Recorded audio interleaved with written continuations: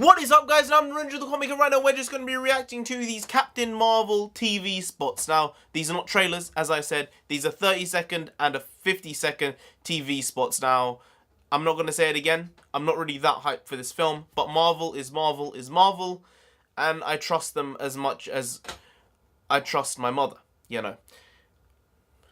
Okay, no, I trust them more. Oh shit.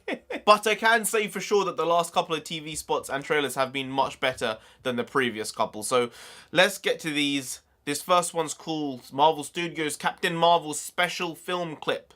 Lovely. It better be pretty special. Let's go. Oh my, right there was a... Oh. Alright.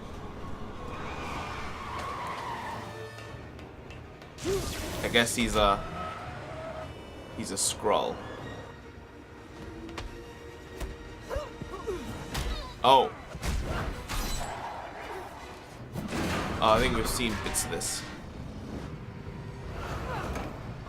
That flat ass.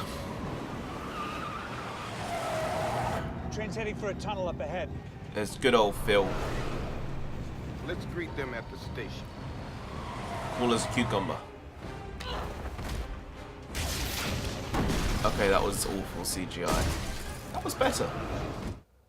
Alright, I suppose there was actually quite a bit in there to go off. We'll start off with how it starts. And unfortunately, in the first second, there was a giant editing mistake. Take a look at this, okay? She jumps out with her hands close together. They're pretty narrow with the way she jumped up. And the way it ends is she's like this. It's small things like that. I notice them. I'm a dick. I understand.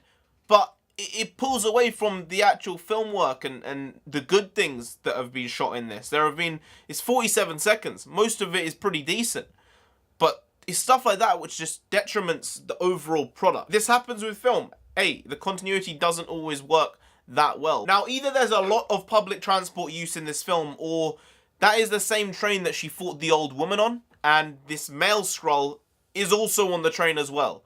So if that's the case, I suppose if there are two Skrulls on the same train, it sort of shows how infiltrated the world is with Skrulls at this point, if that's how it is. If not more, if not there are more of them on the train. So that could be cool. I would expect them to be on the same train. It would be better for the story, probably, for the S.H.I.E.L.D. to actually see how bad the situation is. But, you know, they could be on one be on a bus and one be on a train. I don't know. And oh my goodness. That photon blast is so bad. I mean, the blast isn't the bad thing. It's the impact of the blast against the bridge. Like, the debris is so badly done. The CGI is awfully put together. And I mean, her punching a hole in the bloody tram or train or whatever it is fine, and her jumping down. But that specifically was terrible. But it was an action piece, I guess, you know. It was okay. It was okay. But let's get to this other one now. This one's called Connection. I mean, I said continuity before. Connection's this one. So let's get to it. Let's go.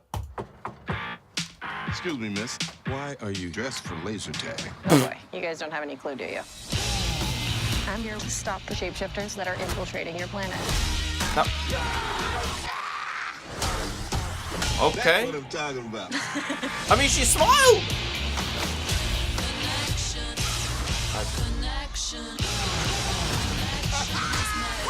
Captain Marvel. You know you're glowing, right? Oh, she looks awful there. PG-13. Thing is, I'm saying things like she looks awful there, or that looks shit. But at this point, I'm not looking for the shit. I'm looking for it to be good. I'm really hoping and praying it's come too close now. I don't want it to be bad. But, I mean, one, her belittling of Nick Fury, basically, bar Agent Coulson, the heart and soul of the MCU, the person who actually initiated the entire thing.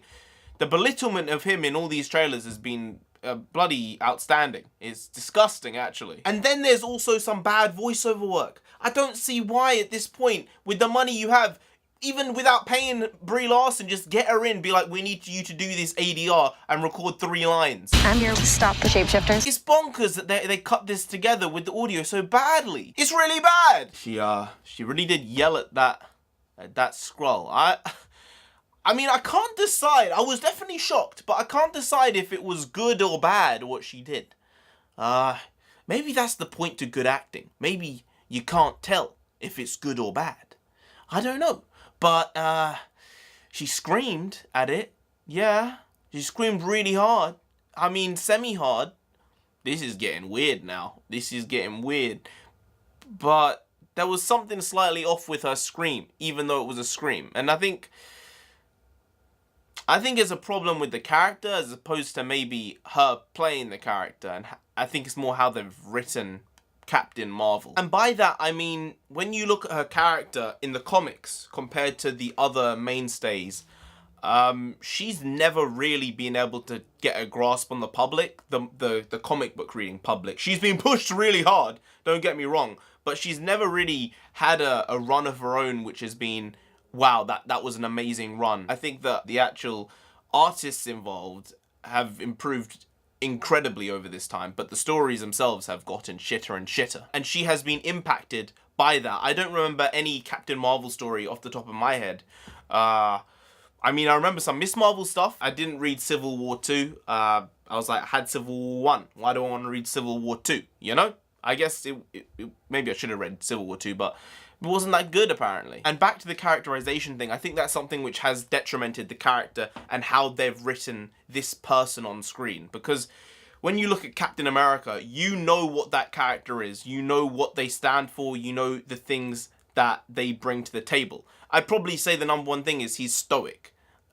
That's pretty high up there. If you had to describe him in one word as to how he portrays himself on screen, you'd probably say stoic. With Tony Stark, how he's portrayed on screen, I'd probably say the one word is Robert Downey Jr. I mean, they are so incredibly tied to each other, and he does such a good job portraying him that you can't really see anyone else in these roles. And Marvel have done very well casting practically everyone in the MCU, because there's no one that I would say they should have got someone else for that. And I've thought that for nobody in the MCU, pre-film, post-film, apart from Captain Marvel. I think that Brie Larson is slightly miscast in the role. But, you know, you look at Thor, he's like this foolish prince. And you get that from the comics, and then he grows out of that in the films. And I feel most characters have a semblance of who they are. And the movies are there to understand that and grow from that. This might be from my lack of knowledge of Captain Marvel and my more knowledge of Miss Marvel, but I just don't see a character here. Because, one, I don't know the character that well, 100% true, but it's like I haven't read a shit ton of Black Panther in my life. I haven't. But I know the character of Black Panther, and I knew it before the film came out. I've read him in things, I've read things which refer to him, and you know what that character is, and Chadwick Boseman did a good job playing what I thought Black Panther was and what the film turned out to be. And it was very true to the comics in a way that he portrayed it.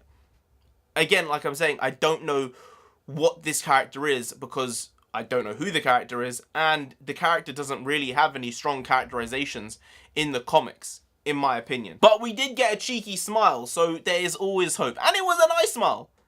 So, you know, there's always hope. But anyway, guys, if you did enjoy this video, please do like, share, comment, and subscribe to the channel down there. If you didn't, then Captain Marvel himself is gonna come after, and you don't want that, you already know. So just subscribe anyway to avoid that. I've been Narendra the Comic. You've been great, and I'll see you next time. Skadoosh. And yeah, that was a terrible CGI'd shot at the end. She looked like a plastic doll. No más. No bueno. Me no gusta. Bad.